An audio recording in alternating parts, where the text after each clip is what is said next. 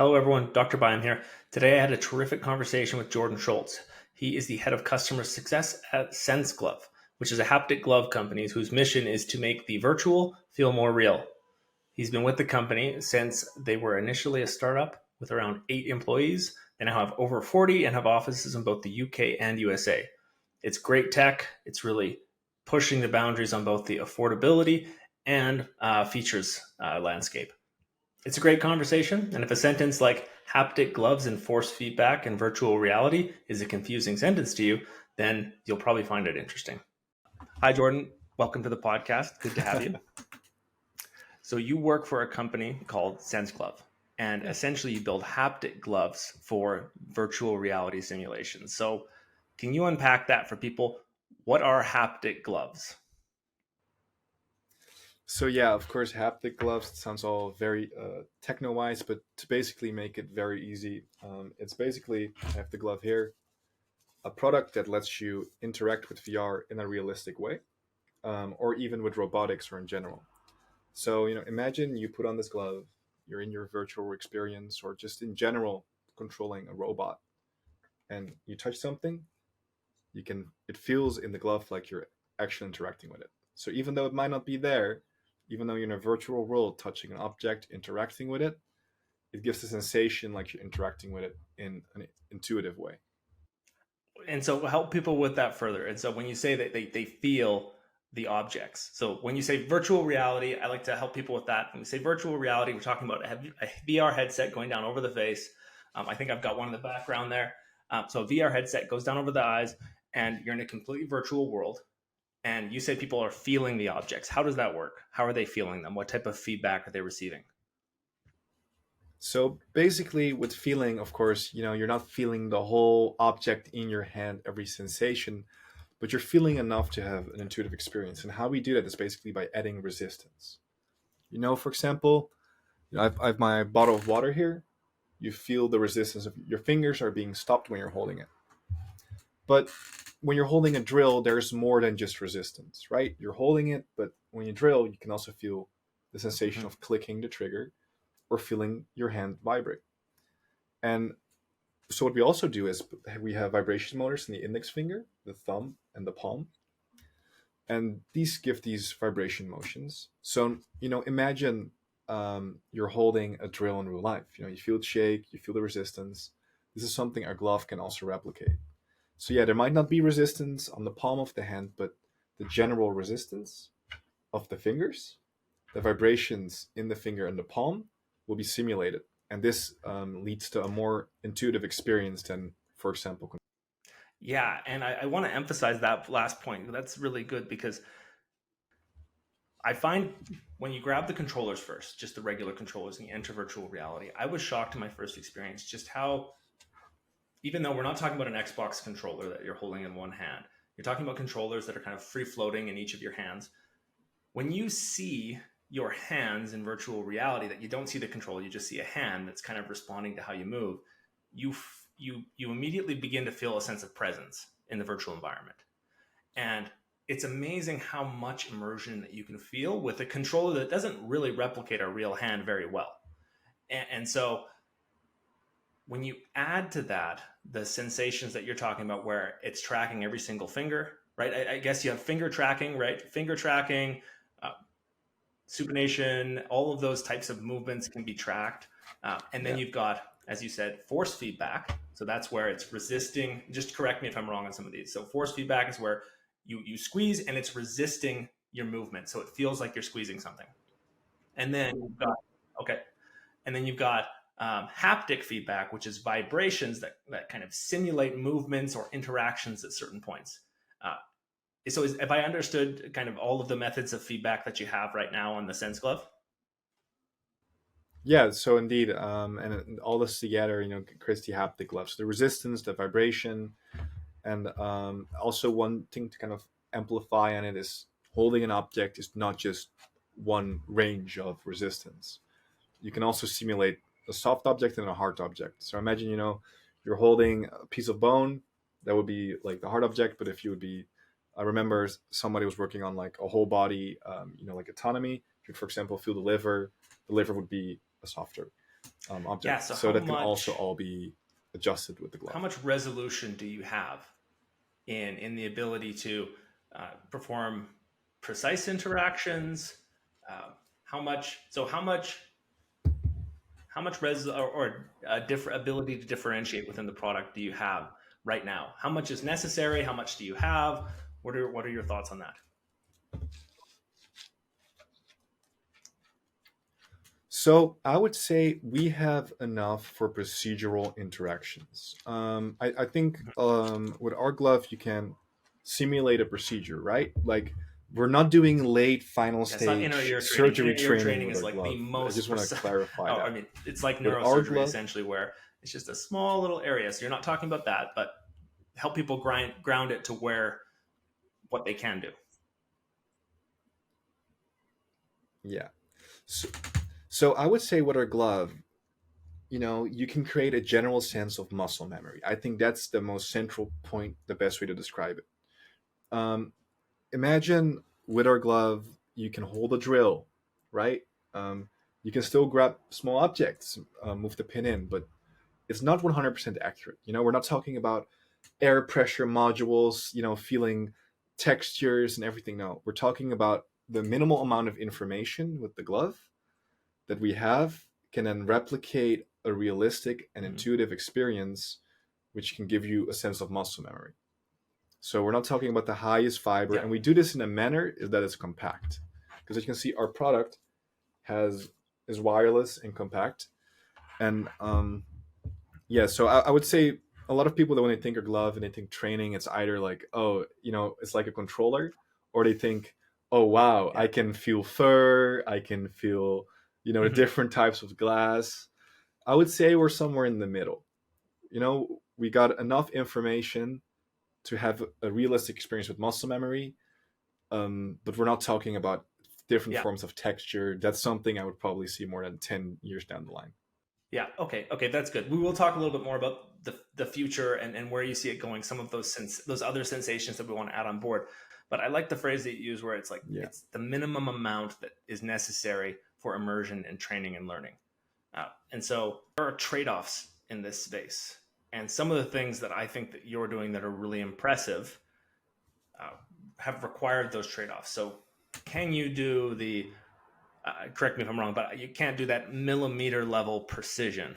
I don't know if you can give a unit or an increment for the precision that you can do, but you're saying you can't do that millimeter level noticeable difference. But what you have provided is something that is not a $300,000 haptic glove that is usable in standalone VR, which is scalable and applicable for most forms of training.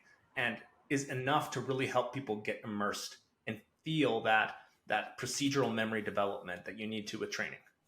And so maybe speak to if there what type of increment of training you can have, or if I've summarized that right.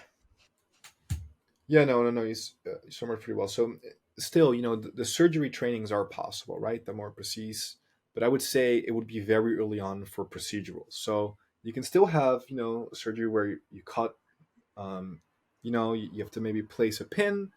It is possible.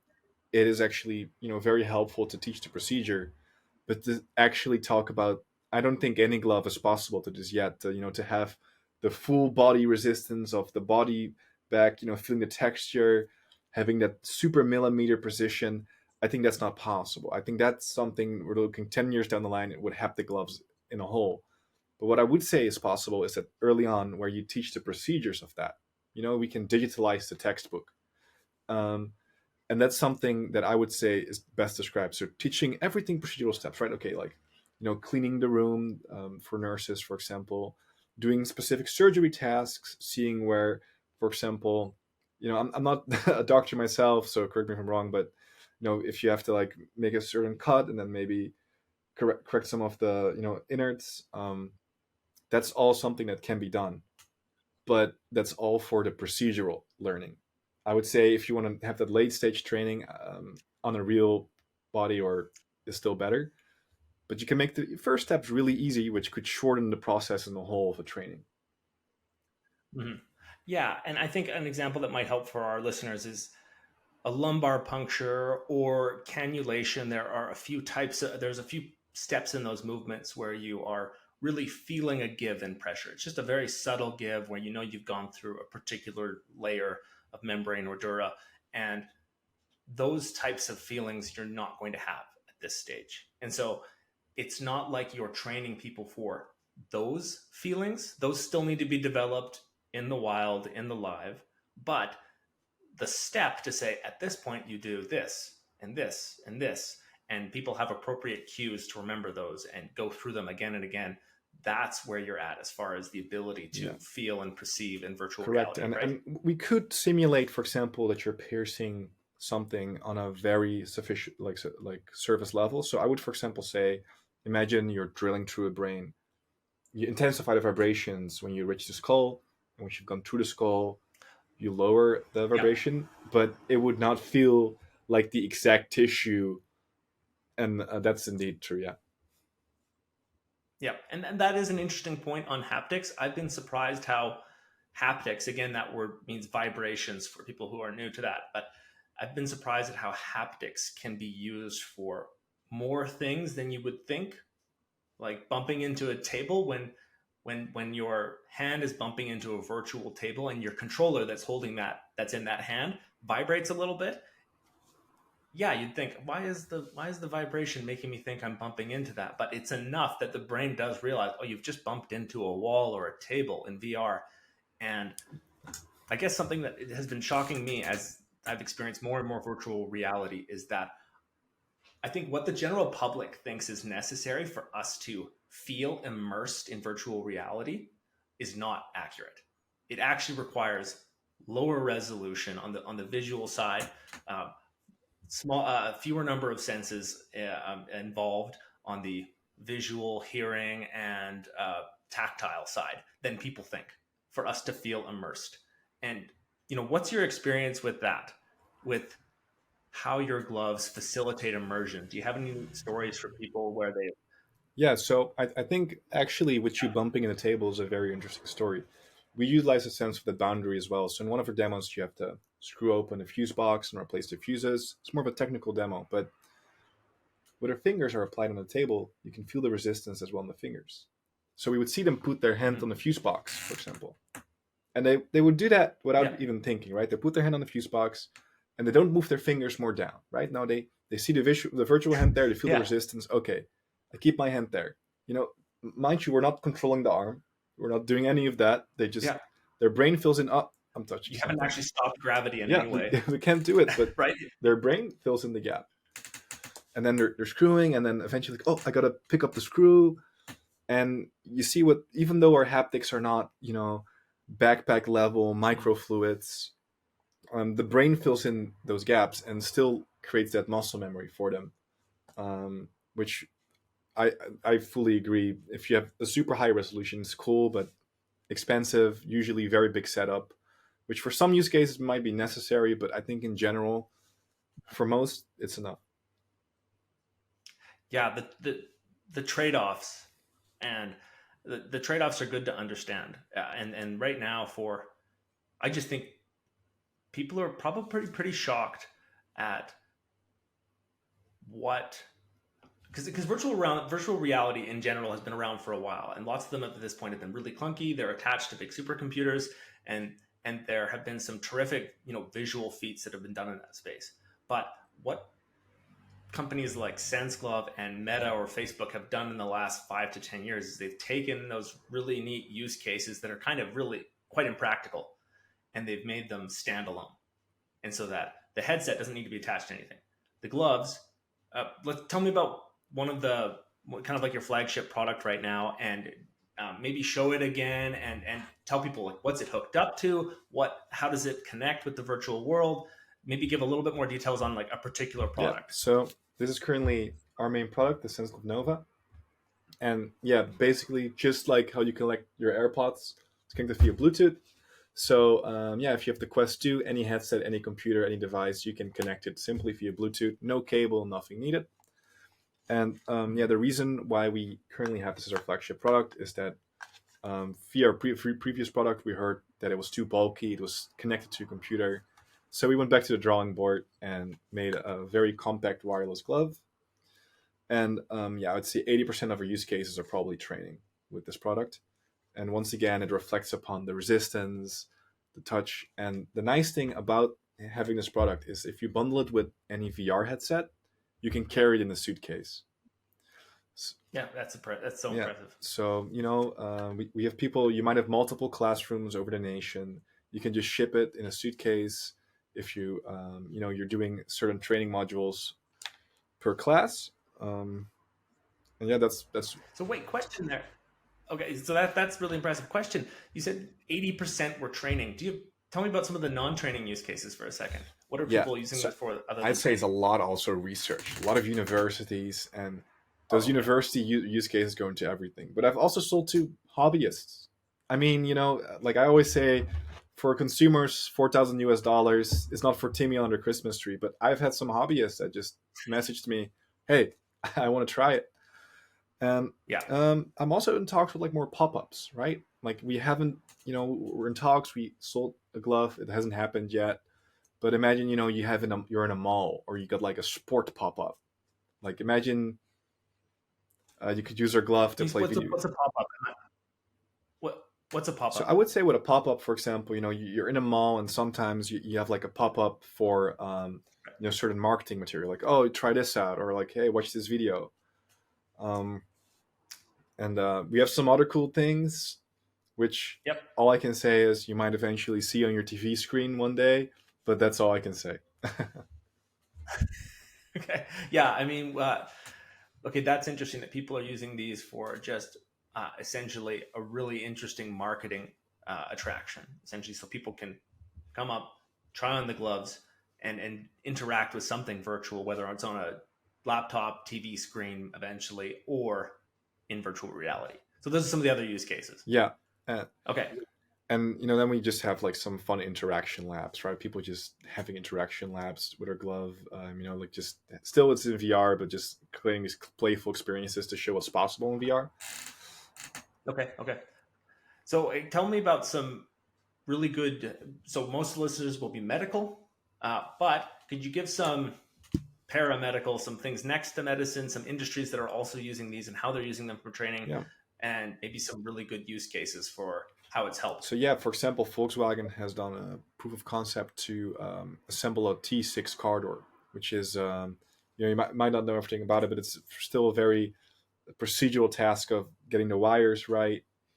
So that one was really cool because imagine, definitely for automotive industry, having these big factories running for trainings costs a lot of money. Having to get those training doors, reassemble them again, get them ready for training. You can just press a button, reset it. That was really great. And then I would say one of the use cases that might surprise people more. So we've done one for the London Rail Network, for example, for deploying disability ramps.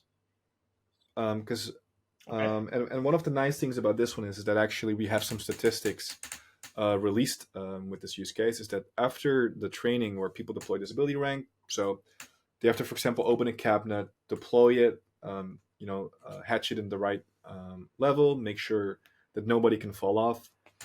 And yeah, they had some struggles with the training because, you have to have a dummy train, stop a train on a track for training, costs a lot of time. With our glove, it was in VR. And instead of just having to do multiple training sessions, 90% of the participants needed one training session with our glove. So they were just deployed in the training, and then after that, they could do it in real life. So that actually Mm. just for them removed, for those 90%, removed any need for any further training. Follow up training. Yeah. Oh wow. Okay. And you touched on an interesting point there, which is again coming back to trade offs, where you were talking about how initially you're saying, okay, this doesn't have real life resolution in its ability to differentiate. Okay.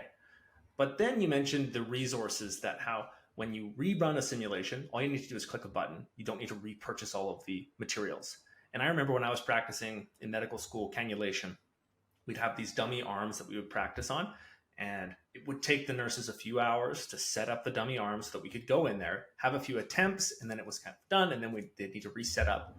And those arms need to be replaced once every year. This was the arm that got used a lot and need to be replaced. And so that type of a cost has to be factored into the training, essentially, where it's okay, great, the ability to just rinse and repeat instantly without needing to restock, replenish supply. um, it's one of those trade-offs where okay, it might not be as good of an experience as maybe that feeling I get as I go through the arm and doing a cannulation, but it's pretty close, and the benefit analysis of the costs needs to be taken into account. And so that's Yeah, great. And it is, why do you think it's more effective potentially? Because because in your scenario you mentioned that they had to train less than they would even when they were using real objects. How can that be? so I would probably, if they would have done the real, I would say that that would probably still have the same results. Okay. Um, but one of the other nice things is for those 10%, what I would say what gives the benefit is, I would actually argue in the future the headset and the glove would be the new textbook, right? That's maybe a situation, and it sounds maybe a little bit odd now, but if you would have to do the training in the train station, if 1 out of 10 didn't get it, that means you have to set up the training again, same experience, or they might not even get the chance. We all know sometimes you had a test, you did it, you don't really know, you don't really remember it, you might have passed, you don't really remember it. But now imagine that headset, every person gets the glove and the headset. They go home. They can retry that scenario over and over again. So even for the 10% that might not was able to do it, they maybe don't even have to wait another 1 to 2 months to do the training again before they're eligible Mm. again. Now they can be in the comfort of their own home. Oh, okay. No, I want to do it one more time. Press the button. Oh, no, wait, I want to do it one more time. Press the button.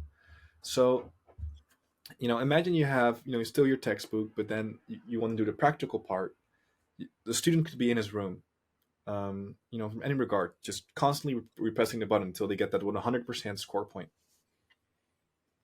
Oh yeah, absolutely. And so one thing that you said was okay, for the people who are going to get it when they do a training, because they're sharp that day, whatever it might be, they came prepared. It might be the same as real life training, where they might get that same level of competency out of the training experience. But for that 10% or 20%, whatever it might be, that really wasn't in the right place, didn't quite get it for some reason, it's so scalable for them. There's so many opportunities for them to repeat again and again and again till they feel competent, that that's where some of the larger advantages just come over time, not just from the one experience, but over time.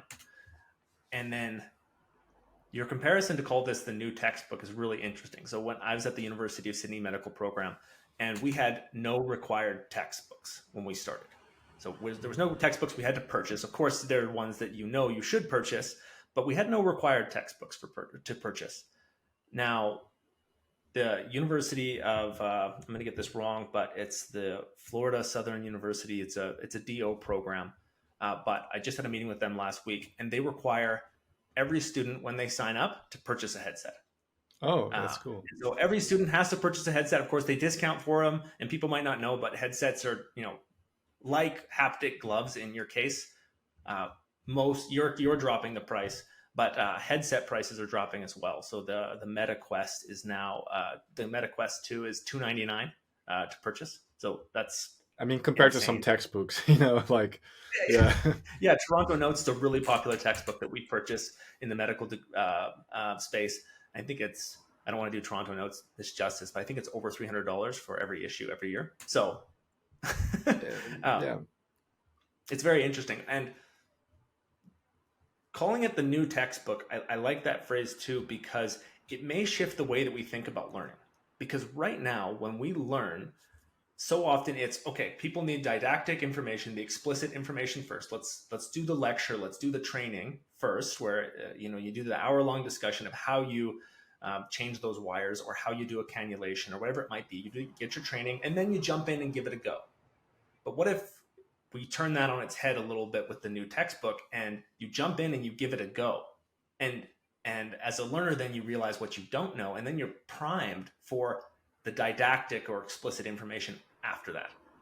And so it's a new concept for learning, and the way that all of these technologies are going to integrate with that to facilitate that, I think could be a big benefit to Yeah. the way we learn.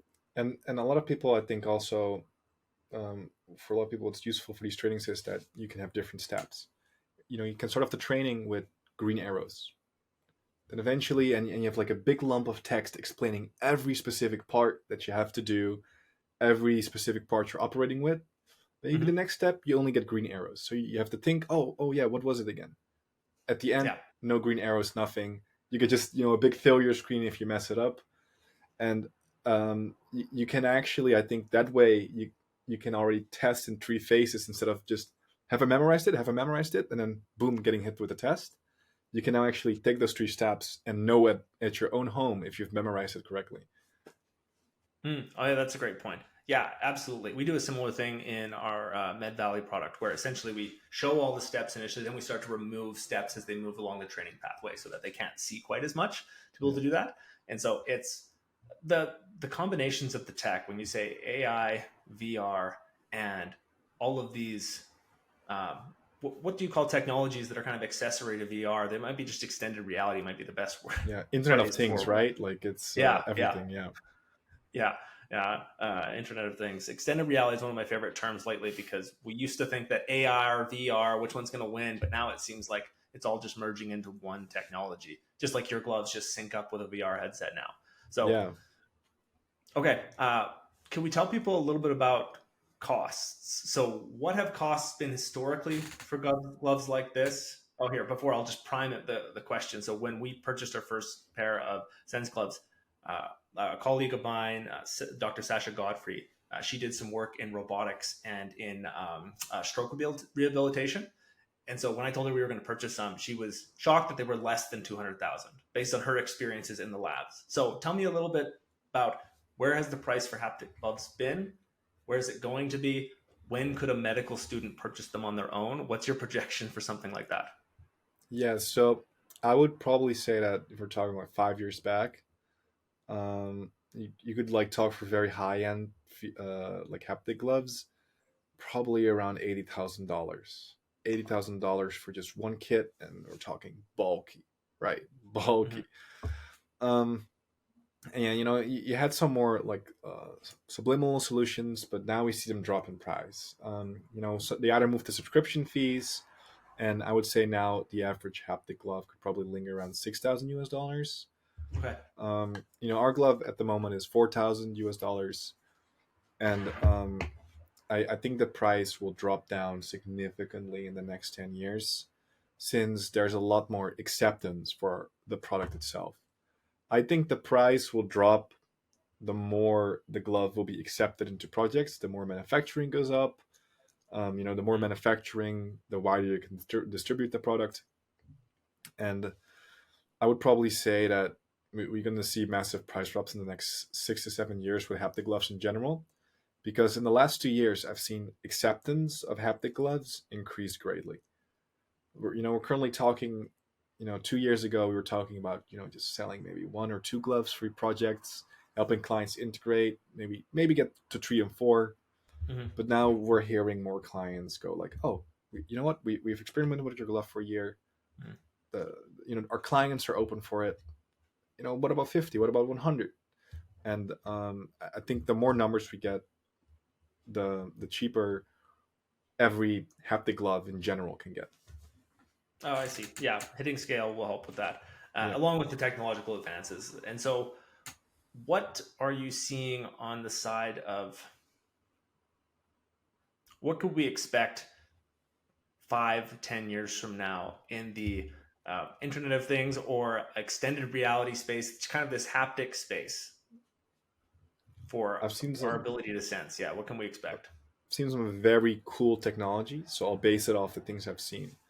I would say maybe like the super big suit will be able to control a sense of your muscles, then also differentiate between heat and cold, um, while having the full sense of textures. Maybe not a full sense, but through like air pressure or some water molecules. I don't know how it fully works, but what I would say, for example, for our model, Mm-hmm. I would say feedback on the inside of the hand, right? Not just the fingers, you can also feel resistance now on the inside. That's something we're working on and we'll be Yep. releasing at the end of this year. Maybe even heat and cold, right? Who knows? I think for our form factor, we'll get at a lot more of the small details because we got the big details covered. Um, and I think as a company as well, we have rebranded a bit as just the Nova hand glove company. Hmm. But as a company, we also move more into hand haptics in general. So we want to become more of hand haptic experts for companies. Maybe look into custom projects that have the customer's needs. Because sometimes a glove is not what the customer needs, but it is a tool. For example, imagine you want to play golf, you have a golf club, but you want to have haptics. Hmm. We can do something with that. I mean, that'll be appropriate in the medical space, especially as you get into the advanced surgical training or those types of areas where Yeah. it's really important to actually be using the instrument in training that you'll be using in practice. No, exactly, and I think haptics for all those tools will play such a big part because I mean we've seen it personally with our use cases is that the haptics is usually just the missing gap that some of these props have. And so it increases the immersion, but also it reduces the training time. I feel for people to when they put on the time from putting on the headset to feel like they can interact with the environment naturally. That's one of the parts that I like about your haptic glove product is that it reduces that time. So it's so easy just to slip those gloves on, and already people know how to use hands, so they're they're acclimatized very rapidly into the virtual environment. For our training right now, we use the individual controllers, and so it takes people maybe 10 interactions. Like I was demoing for a doctor the other day, and after he made kind of 10 mistakes reaching out to grab a pulse or grabbing a stethoscope in the wrong way, after that he began to just intuit that, oh, for precision grabbing I use this button up top, and for bulk grabbing I use this one down below, and it helped him. But it became intuitive pretty rapidly. But you cut that time easily in half for people. And a person's first experience in virtual reality is is really important for how they're going to perceive it later on. Yeah, Yeah, yeah. And so and that's a huge part as this scales and becomes more accessible that I'm excited about, where people just need to have those good experiences to see that VR as a training instrument is here. You know, whatever Meta or Apple are kind of doing on the entertainment front is kind of still an open question. There's big question marks there. But what the work that you're doing and Meta is doing in the training space, for me, it's a game changer, and it's kind of already set that that's done. yeah, no, and we definitely see it as well because with controllers, like once again, it's you're pressing buttons, you're not creating that muscle memory, and definitely for an audience that doesn't use controllers, what am I actually doing? Like Mm. sometimes even I have it. I grab a new headset controller, it's just like, oh, A, where's A? I can't see A, Yeah, and you're stuck in that. And indeed, just because we have seen this with people that indeed had a bad first experience with VR, because if you've never had a headset on your head, it's not going to be the most pleasant experience. And if you're not a fan of VR, you're going to be like, I tried it. And then they did our glove, and it's like, oh, cup, yeah, grab that. That's it. That's it. Cup, grab it. There was yeah, no. Oh, what do I do? No, it yeah. was immediately cup, grab it. And I think I don't know any research on this particular part, but my hunch is that it for someone to feel immersed, there has to be the first natural interaction that they didn't think about. And I think after that happens, no data on this again, but I think after that first natural interaction happens, I think the brain forgets all of the part that isn't real. I think the brain just says, we're going to avoid that. This is reality. Once that first natural interaction happens. And I've noticed that again, people make those 10 mistakes, but once they make that first one that they didn't have to be told how to do, but they just intuited it and did it, uh, at that point, the brain's just clicked. Yeah, Yeah. I always see it when it's either in our cases when it's like when they grab the drill in one of our demos, Mm. and their finger starts clicking the button. You don't have to say it. It's like they go like ah, or when the ball rolls off the table and they try to grab the ball, Yeah. they intuitively grab the ball, and oh, and after that it's they're in the simulation. You don't even have to really tell them anything anymore. Yeah. Yeah. My favorite. We did some work with that for a company called Planwell Guide with Dr. Darren Highland. And Planwell Guide, that we're trying to train people for reacting to the injuries of a loved one to help them prepare for those types of events. So you were just, witnessing the environment around you, and then you would get a phone call, and that phone call would tell you, oh, a loved one has gone to the hospital. That was essentially the scenario. And people didn't need to raise the phone to their ear to hear, but they had the controller would they had a phone in their controller in the hand, and the phone would start ringing, and so it would be vibrating because of the haptic vibration. And the number of people who that moment where they just put it to their ear is just hilarious when you're watching them and they do that, and it's not necessary, but they're fully immersed at that point after that interaction, and the Yeah. gloves just reduce the time for that so much. Yeah, and indeed, like it might not be necessary, but like you're more involved, and I think that's the same when we go back to the textbooks.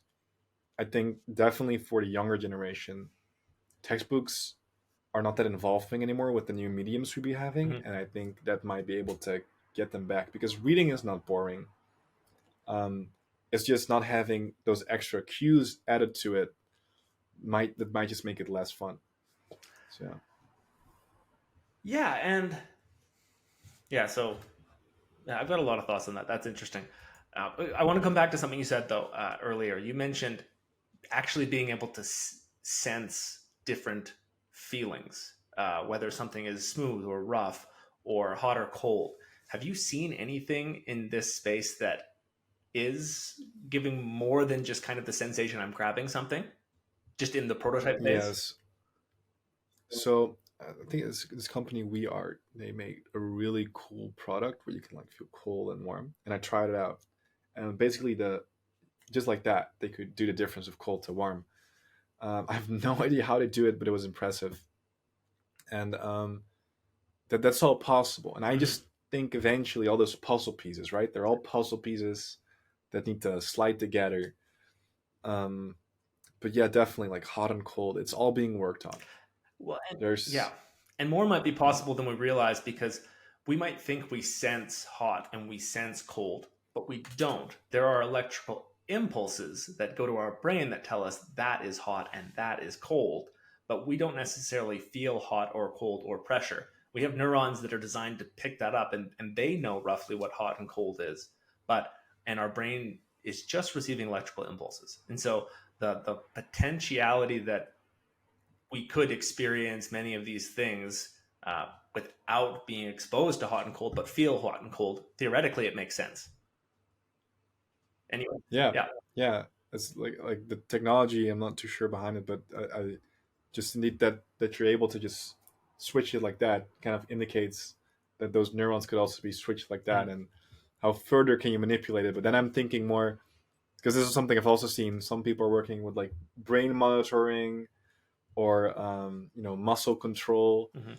that maybe connects to your nerve system. Maybe in the future, all you need is just a patch Yeah. that just controls the nerve system, and you can interact in VR like lifelikes by just your own muscles Now you're scaring contracting. people. Who knows? Yeah. Yeah, Yeah. Now we're but bringing it. that's far in the Yeah. future. We're talking 50 years, maybe. Yeah. Yeah. Now we're talking Elon Musk's Neuralink or something like that. So, uh, Yeah. okay. So, for people who are want to learn more, what types of projects is SenseGlove interested in at this point? Where are you looking to um, do the most growth over the next period of time? And where can people find out about SenseGlove? So I would say project wise, any project, but the ones we're currently seeing the most growth in is definitely military, medical, and Okay. automotive. Those three biggest clients at the moment. But pretty much any project you really have robotics, VR, AR. If you think there's interest, we're happy to just have a conversation, see how we can apply it because it's a glove, it's a hand. It can, if basically any interaction needs hands. So we can always see if that's something that would be useful. And I think our website is great, Okay. senseglove.com. And I would really say go to our cases section on the website because we have a few use cases. And there you can see the glove being utilized in those trainings. You can see what trainings we currently have. And we have many more use cases. We have around 500 customers. But since you work business to business, a lot of those are under the fun little NDA section. So yeah, Oh, and are these so these are commercially available to people? they're commercially available.